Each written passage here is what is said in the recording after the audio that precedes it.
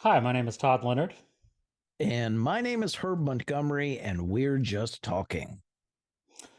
Thanks for taking a moment to click on the like button and on the subscribe button and clicking on that bell icon to get notifications for upcoming episodes.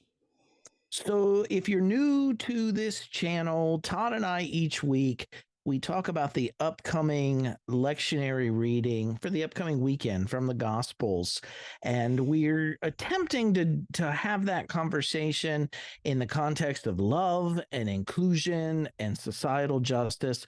Our hope is that our talking will be just as in justice, but we're also hoping that something we say during this time, as we're going back and forth, might inspire you alongside of us to do more than just talking. So, Todd, what passage are we looking at this week? So we continue from last week, staying in Matthew chapter 13, and we're going to look at verses 24 through 30 and 36 to 43. Look at the parable of the wheat and the weeds. Yeah. Yeah. So there's a farmer who has good seed and he sows that seed. And then while everyone's sleeping, his enemy comes and sows the weeds.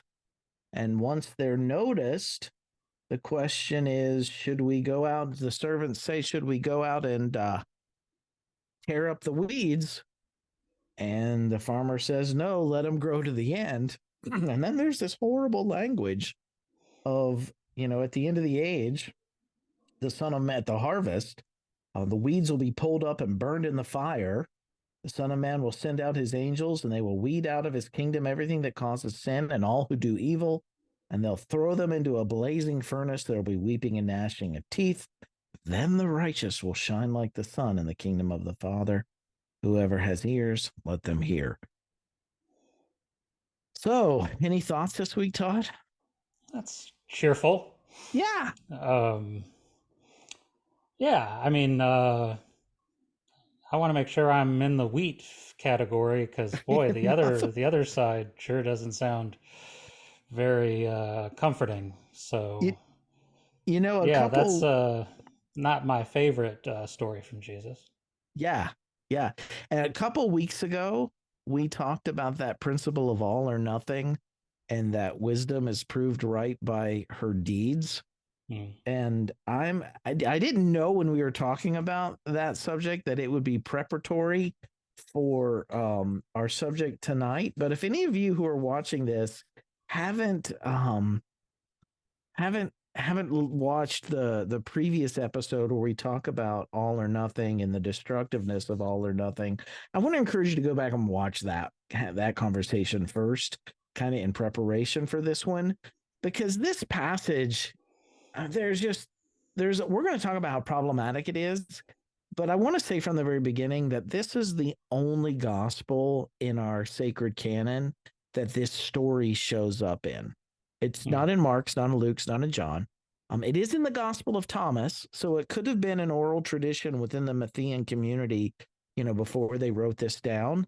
But I find it suspect that if Jesus did tell this parable, that the Markan community didn't remember it, the Lucan community didn't remember it, the Johannine community didn't remember it. It's only in Matthew and the Galilean one, and that makes a little sense because the Matthean community being in Galilee, they would have been concerned with preserving the purity of their community, whether Jewish or Jesus following. They were the ones that were the closest to the Hellenistic influences. Those in Judea actually looked at Galilean Jews as less than because they were so influenced by Hmm. their non-Jewish surroundings and their proximity to that. So I can understand why the early Messian community would have had this worldview.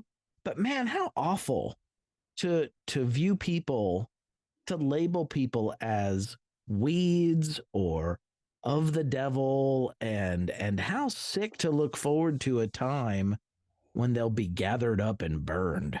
I mean Hmm. that's awful language. Yeah. Well, and that's what do you think the purity stems from? What do you think that they're they wanted, what did they see as the perverting factor happening among them? What, any ideas?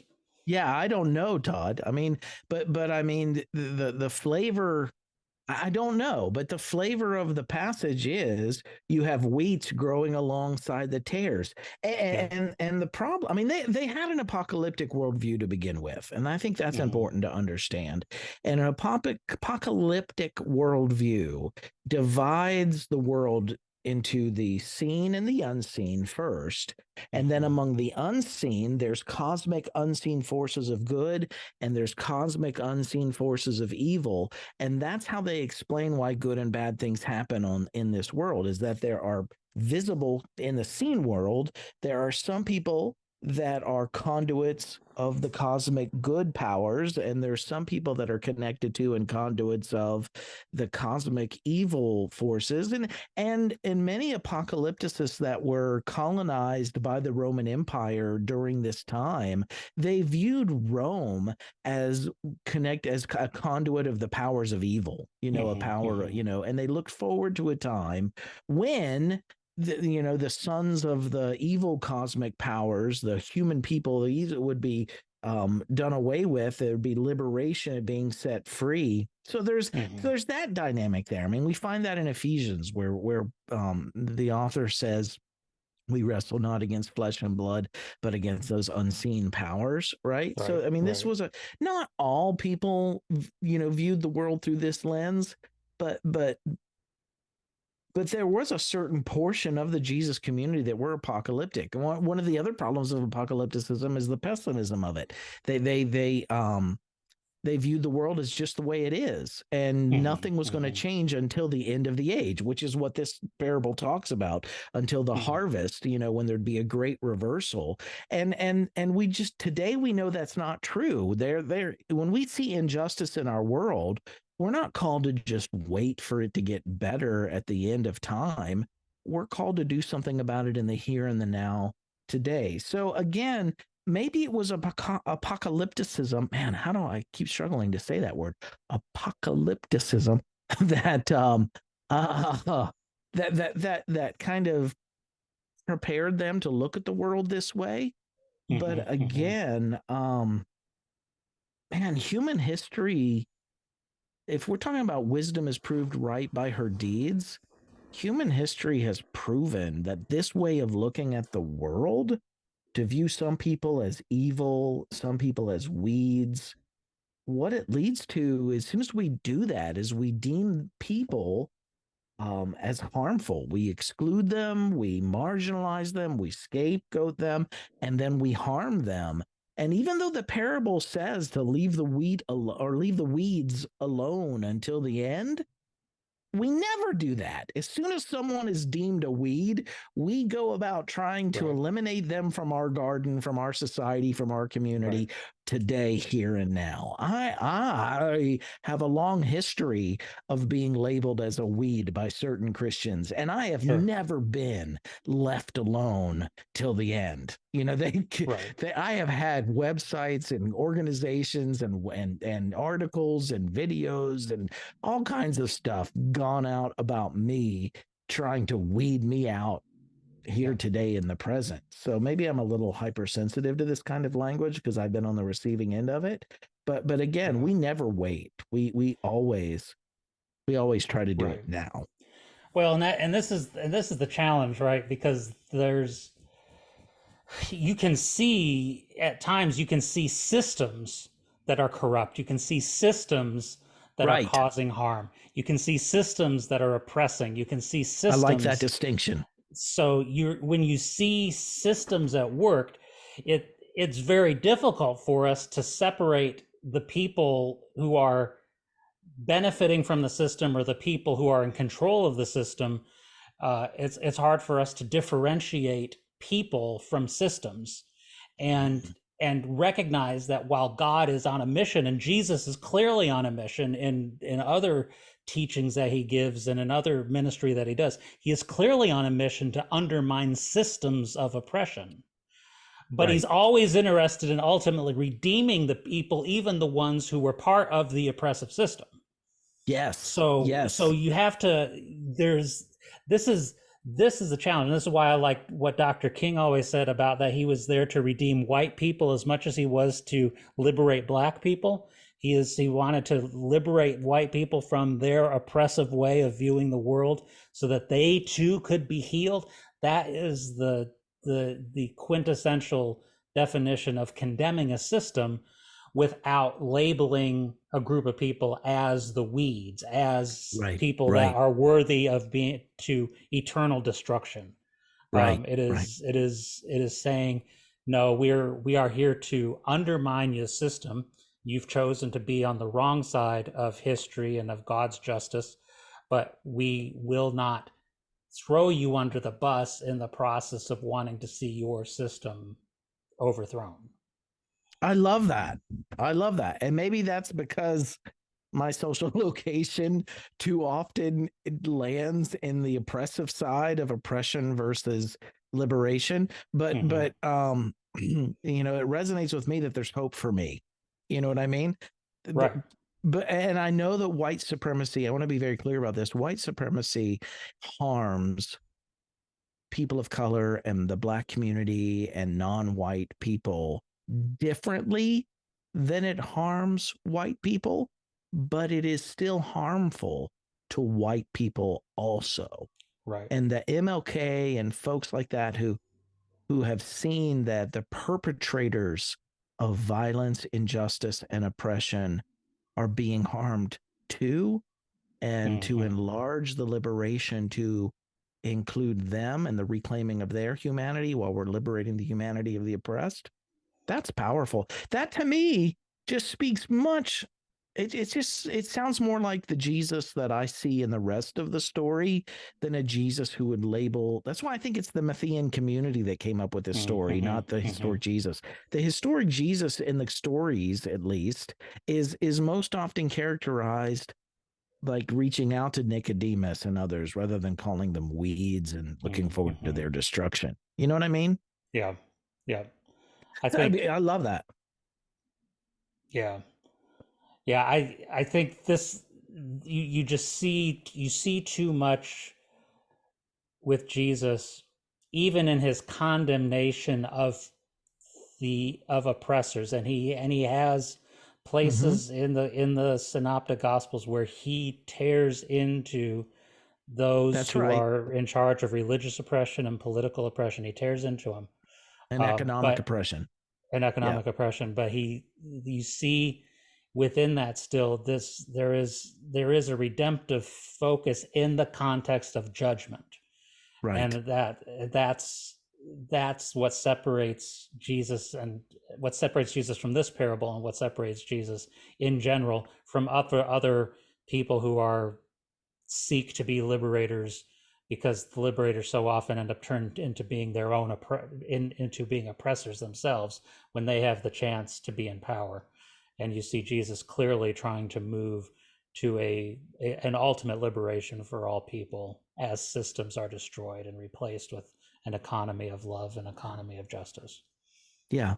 Because the opposite, whether it be the oppressor or those we label that we seek to marginalize, and whichever side we're looking at, those that are that are marginalized and pushed to the undersides and edges of society, the disenfranchised, whenever we look down at anyone who's our fellow human being and we label them as evil or of the devil, um and then we add to that social dynamic of, you know, labeling them um as evil, and then saying that one day they'll be eradicated. When we add that element Mm-hmm, of mm-hmm. eradication to that, what we're I mean, there's something so harmful. And you add to all that this language in the parable of gathering up the weeds and burning them. I mean, what we're talking about here is the Holocaust. I mean, Mm-hmm, that's what mm-hmm. led to the destruction of Jewish people, the murder of Jewish people in the Right. last century. That's what led to the torture of people by the church in the Inquisition. It's what led women to be hung and drowned, during the Yeah. witch trials. There are just so many horrific examples in human history of where this way of preserving the purity of our community is not life-giving in the long term. It No. may enable you to scapegoat somebody and protect the community, maybe in the immediate, but long term, this just isn't the way to do it. I want to respect people trying to preserve the purity of their community. And reason I Hmm. say that is because let's take it out of religiosity and place it into economics for a second. People that want to preserve the purity of their community when the community stands for economic justice for everyone. And we don't want to allow things to come into the community that are going to undermine that. I totally get that. I get that. But this way of failing to distinguish, as you said, Todd, between the system that's evil and the people that are a part of that system in the long term, um, we're just flipping the hegemony upside down. We're just creating Right. new oppressors out of the old oppressed. Right. Yeah. Yeah. The it's just too easy. It's too easy to lump people together and demonize them wholeheartedly, and holistically as part as the problem that needs to be obliterated. The interesting thing about Jesus is Jesus keeps in his ministry keeps getting surprised by people who are part of the system, Mm. and but who end up having more faith than the people he would expect to have faith. So he finds the outsiders from different people groups, from different even Roman leaders, military leaders. He gets surprised when people who he expects to fit the mold of the oppressor end up being people of faith, people of righteousness, people of justice. And he says, wow, I haven't seen this faith in all of Israel. Right. He keeps finding, because he stays open to different people from all walks of life, where, and even he finds in the religious leaders who by and large rejected him, he finds a man Nicodemus who is open to pursuing and questioning faith, and Joseph of Arimathea, some of the leaders of the faith. He finds in there, uh, leaders of a corrupt of a corrupt system. He finds those people as people of great faith, and people who are actually still searching after God. So there is that need to stay open to the possibility that in the midst of systems, that you don't miss out on individuals who are actually open, who are seeking. So if you just go by grouping people and trying to eliminate them from your midst, you miss out on so much of you'll miss out on people who are already open to being changed and growing, and you're undermining people who, even if they are full-fledged sold out for the system, still should be given the chance to repent and to change and to come into the better way of living. Yeah. It's one way that is, I think, a healthy way. There are a lot of ways that are unhealthy, but it's one way that is healthy to practice loving your enemy. They're still your enemy. You know Hmm. what I mean? But Hmm. you're Right. holding on to their, you're refusing to let go of their humanity. Yeah. You're holding on to their humanity and saying, it's the Barbara Deming approach that I've talked about in the past, the two hands approach, where with one hand you're saying, no, I'm going to obstruct you, I'm going to stop what you're Hmm. doing, I refuse to cooperate with what you're doing, I'm going to make life difficult for you. Sorry for those that are listening, it just started to rain here, a downpour, and I have a metal roof on my house, so you're going to Not hear hearing some. anything from my end. Okay. All right. I can hear it in my earphones. So okay. So with the one hand we're saying no, But with the other hand, it's outstretched and we're saying, but I'll hold space for you. I don't agree with the decisions you're making right now, but I'm going to hold a place for you here for when Mm. you choose to make different decisions. I'm not going to cast you out of the human race, whether we like it or not, because we're both human beings. We're still connected to each other. We're still a part of one another. I'm going to love you as I love myself. I'm not going to cooperate with what you're doing. I'm not going to just passively accept what you're doing, but I'm also not going to jettison you from humanity either and look forward to the day when you're eradicated. I'm still going to believe that you can make better decisions than the ones you're making today. And I'm going to hold space for you when you choose to do that. There's a spot reserved for you when you choose to change. Mm. Um, so yeah, I really I appreciate so much that distinction. Yeah. There's you see examples today in in stories of restorative justice where you have uh, people who lost a loved one to a murder Hmm. and who have chosen, and you can certainly not fault them for holding a grudge for the rest of their lives against someone who has murdered their loved That one. would be okay. That would be okay. That would be justified. And yet they've taken the additional step of saying, you know what, I would actually like to meet the person who harmed my loved one. And in fact, in some cases, a relationship has been formed, a relationship that says, I see you now as a person who is not the person who killed my loved one, but who has changed and has grown to a place that is in a more a person who is now more of a person of healing rather than a person of harm. And they grow into a relationship with one another, which is a profound and not required, but a profound example of how that could take place for someone who has done a deep injustice Hmm. and finds a place to see a person as better than they originally were, which is Yeah. which again, it's not placing. I am not placing the burden upon those who are oppressed Right. to make up with the oppressor. It is just saying that again, we want to look at the person of Jesus, and we want to say he left open the door for healing to take place from even the oppressive Yeah. population. And I think of the story of Zacchaeus. Jesus didn't just chum up with Zacchaeus before Zacchaeus had made the decision to become a different kind of human being. Right, right.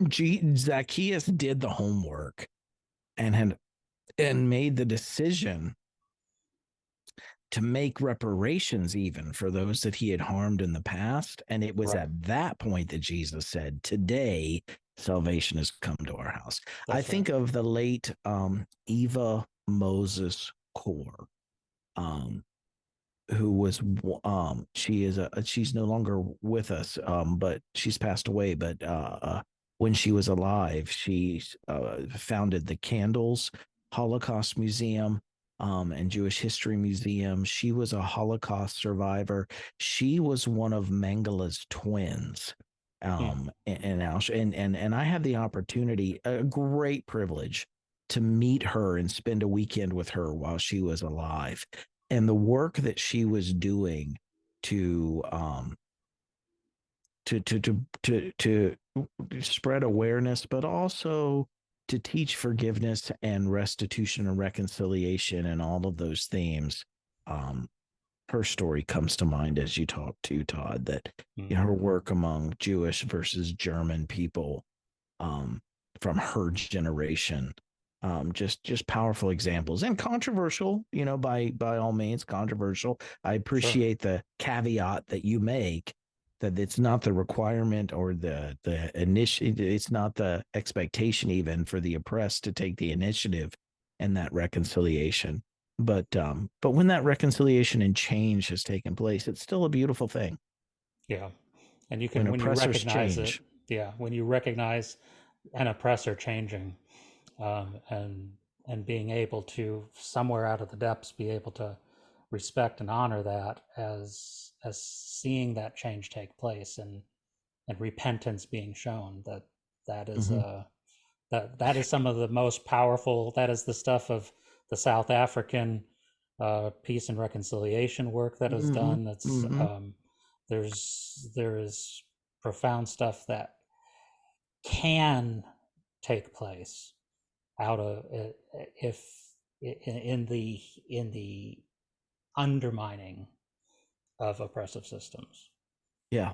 And that's just one example. That's just one example. We've been talking a lot about when we call oppressors weeds, but there's another example that comes to mind too, Todd. And I'm sure there's so many more we could come up with, and even this one. But I remember growing up within fundamentalist Christianity, a certain flavor brand of fundamentalist Christianity, where I was taught that gay people were weeds Mm-hmm.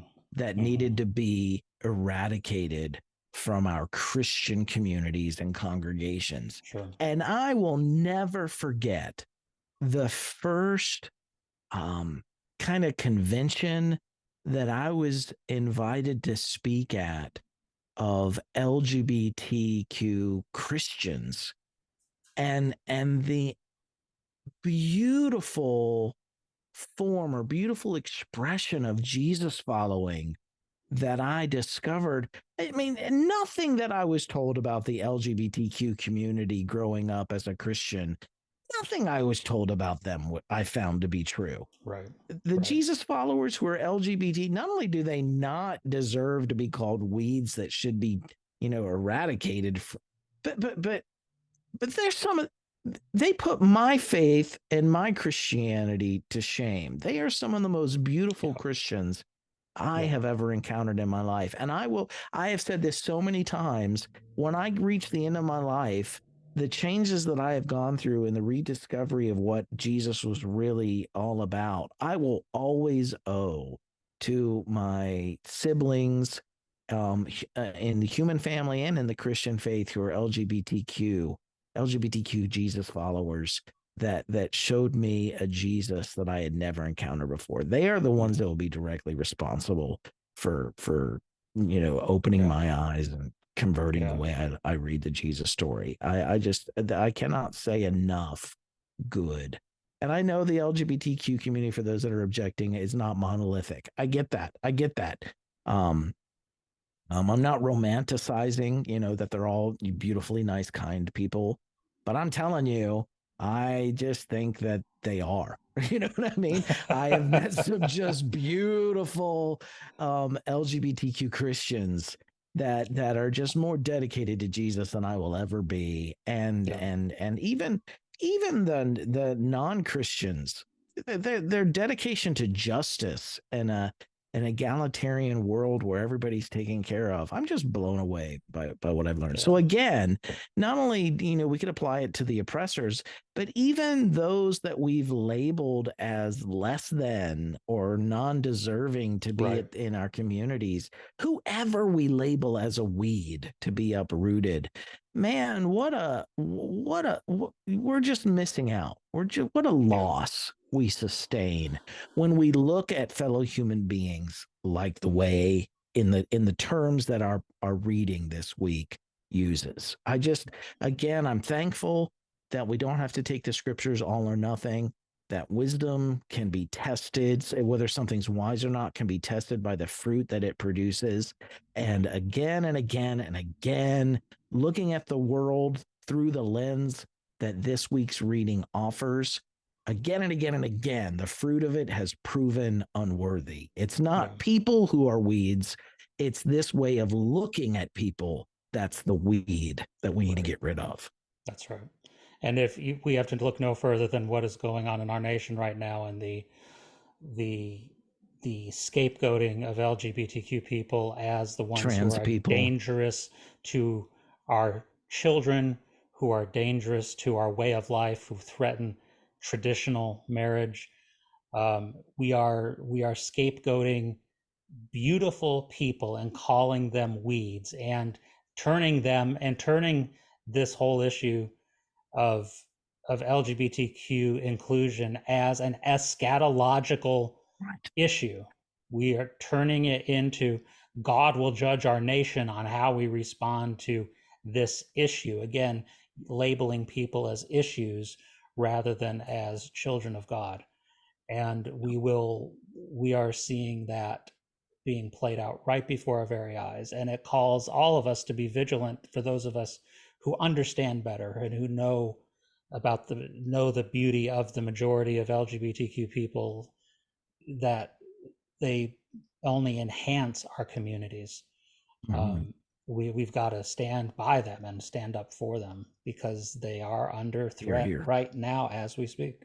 Yeah, yeah, here, here. I saw a meme this week that, if it would be funny if it weren't so true, but the Mm-hmm. meme was, until a trans person walks into a public school and kills a kid with a copy of To Kill a Mockingbird, I'm going to be focusing my attention on different societal changes right now. Thank you. There's Yeah, different areas we need to be working on.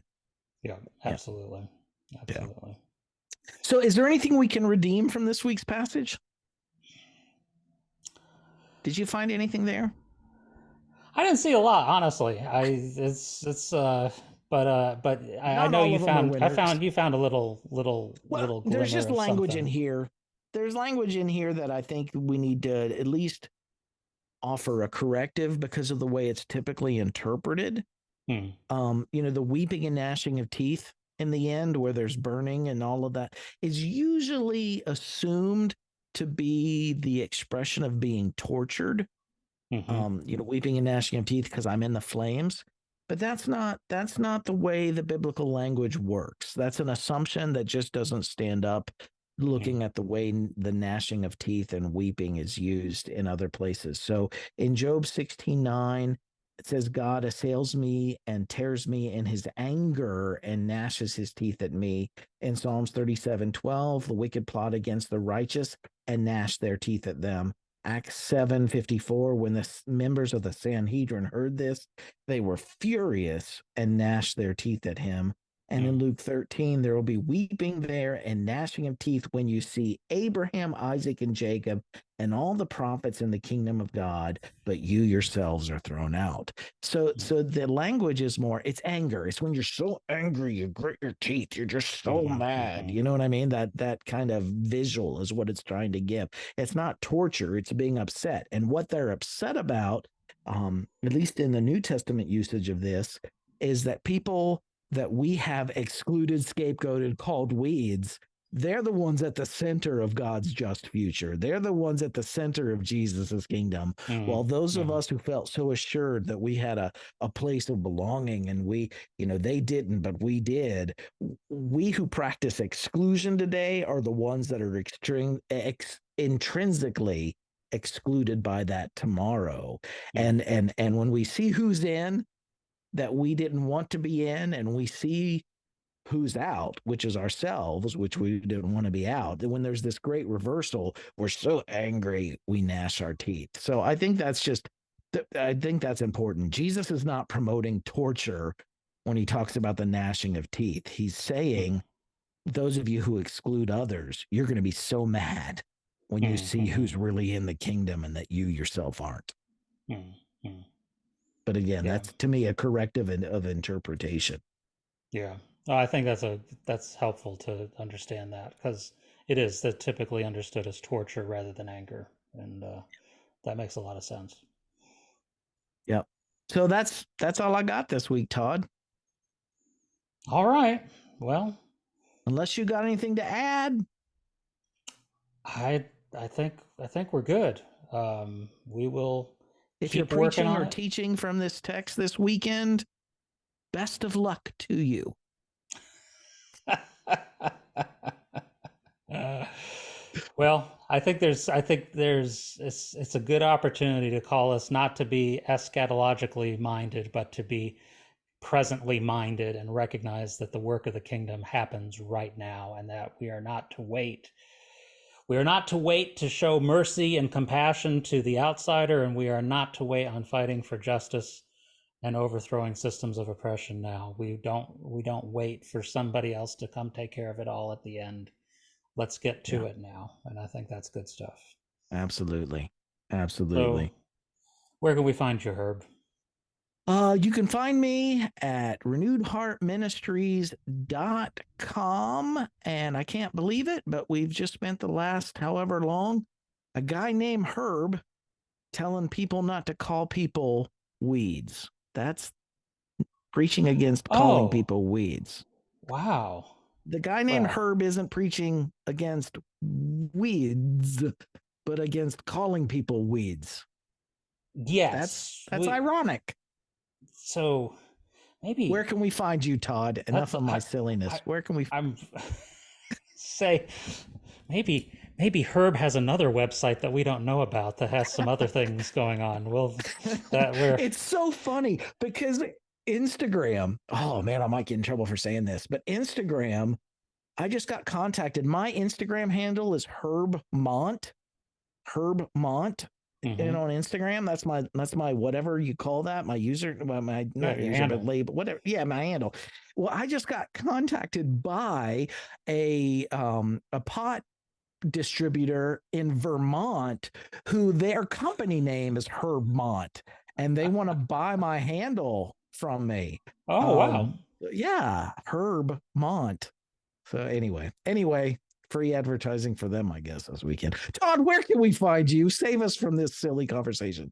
You can find me at potjleonard. No, I'm sorry, toddjleonard.com and or at glendalecitychurch.org. And living the good life, living drug free, clear minded, and light on my feet. Still hanging out with a guy named Herb. It's Herb, but I'm hanging out with a guy named Herb. That's right. Right. So, all right, guys. If you're still with us, which I don't blame you if you've logged off by now, have a great week, and we'll see you soon. Thanks for watching, everyone.